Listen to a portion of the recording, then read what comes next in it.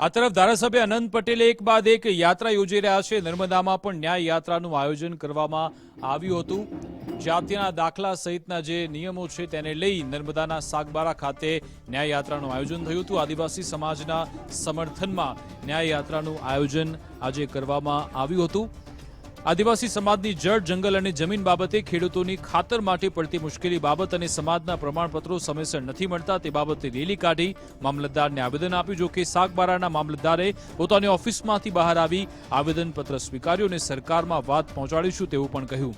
વધુમાં તાપી પાર river link project બાબતે અનંત પટેલે કહ્યું કે જો નરેશ પટેલ કહે છે કે પ્રોજેક્ટ રદ કર્યો છે તો પછી હાલમાં જ ભાજપના કેન્દ્રીય મંત્રીએ ડીપીઆર મૂક્યો છે તે પહેલા નરેશ પટેલ જોઈ લે પછી વાત કરે। આદિવાસી સમાજના પ્રમાણપત્રો લેવા માટેની ખૂબ તકલીફ પડતી હોવાનું જાણકારી મળી અને ત્યારબાદ અહીંની જંગલ જમીનના પ્રશ્ન કે જંગલ ખાતાવાળા દ્વારા અહીંના દાવેદારો ઉપર ખૂબ અત્યાચાર કરવામાં આવે છે, પોલીસ દ્વારા અત્યાચાર કરવામાં આવે છે।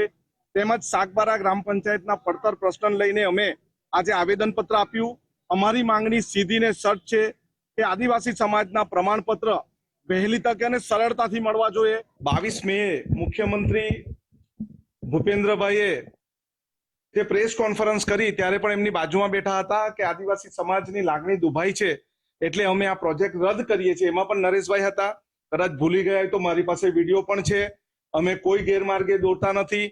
તમારા કેન્દ્રીય મંત્રીએ ડીપીઆર લોકસભામાં રજૂ કર્યો છે, એ ન્યૂઝપેપરમાં આવ્યું છે અને અમે પણ તપાસ કરાવી છે। ત્યારબાદ જ અમે આંદોલનની વાત કરી છે અને તમારી વાતમાં અમારો આદિવાસી સમાજ હવે ભોળવાઈ જવાનો નથી।